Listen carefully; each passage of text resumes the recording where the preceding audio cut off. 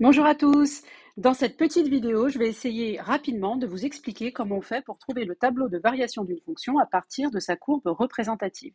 Tout d'abord, parlons du domaine de définition. Ce qu'on appelle le domaine de définition, c'est l'ensemble des valeurs de x pour lesquelles je suis en train d'étudier la fonction. Donc ici, vous voyez que la fonction s'étale de -3 jusqu'à 6. C'est ainsi qu'on écrit que df égale l'intervalle -3, 6. Ensuite, une fois qu'on a vu ça, on va découper la courbe, si vous voulez, en petits morceaux sur lesquels la fonction est monotone, c'est-à-dire sur lesquels la fonction est que croissante ou que décroissante. Donc il y a ce premier morceau, le deuxième morceau qui est là, le troisième morceau. Vous voyez, quand je parcours l'axe des abscisses, imaginons que vous marchez sur l'axe des abscisses, comme ça, vous allez croiser un premier morceau dans la première tranche, ici, là. C'est là où la fonction est croissante. C'est ce que j'ai mis ici par une flèche qui monte vers le haut. Le premier tronçon, c'est celui qui va de -3 jusqu'à -2. C'est pour ça qu'ici, j'ai mis -3, -2. Ensuite, on continue d'avancer. Donc, on va dire qu'on avance dans la deuxième tranche, là, ici, que je suis en train de hachurer donc en rouge. Et là, donc ici, on est là sur l'axe des abscisses. On est entre -2 et 0. Quand on est entre -2 et 0, qu'est-ce qui se passe? Pendant ce temps-là, la fonction est décroissante. C'est pour ça que là, j'ai fait une flèche qui descend. Ensuite, j'ai la troisième zone dans laquelle se promène le petit monsieur. Donc là, il est là, et lui, il se promène sur l'axe des abscisses. Pendant qu'il avance dans la zone, donc de 0 jusqu'à 4, donc ici, pendant ce temps-là, la fonction, elle est en train de monter, la courbe. Donc on dit que la fonction est croissante.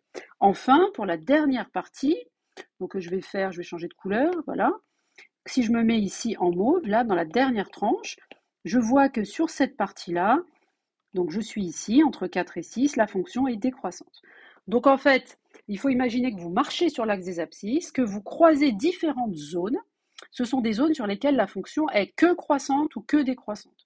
On dit qu'elle est monotone. Alors, je vais faire un petit peu de place. Je vais enlever un petit peu toutes ces couleurs dans tous les sens. Et je reprends maintenant, pour terminer, ce qui me reste à voir avec vous, c'est les nombres que j'écris en vert. Alors, les nombres que j'ai écrits en vert, c'est très simple. Une fois que vous avez donc, vous voyez, j'ai mis -2. Pourquoi j'ai mis -2? Parce que c'est un endroit où la courbe, en fait, elle change de variation. Là, il se passe quelque chose. En 0, il se passe quelque chose, puisqu'on a traversé une zone. En 4, il se passe quelque chose. Et là, ces nombres-là, vous les retrouvez là.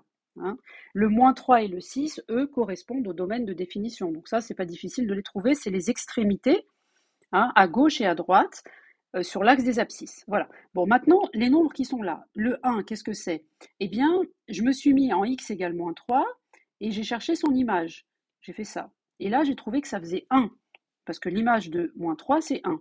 De la même manière, si je cherche l'image de -2, donc je me mets en x égale -2, je monte sur l'axe des ordonnées, ça fait 3. C'est pour ça qu'ici, j'ai mis 3. Pour 0, je me mets en x égale 0, je descends sur la courbe pour lire l'ordonnée, je trouve -2. Ensuite, il y a 4, donc je me mets en x égale 4, je monte sur la courbe là et je vois que l'image de 4, c'est 2. C'est pour ça que là, j'ai mis 2.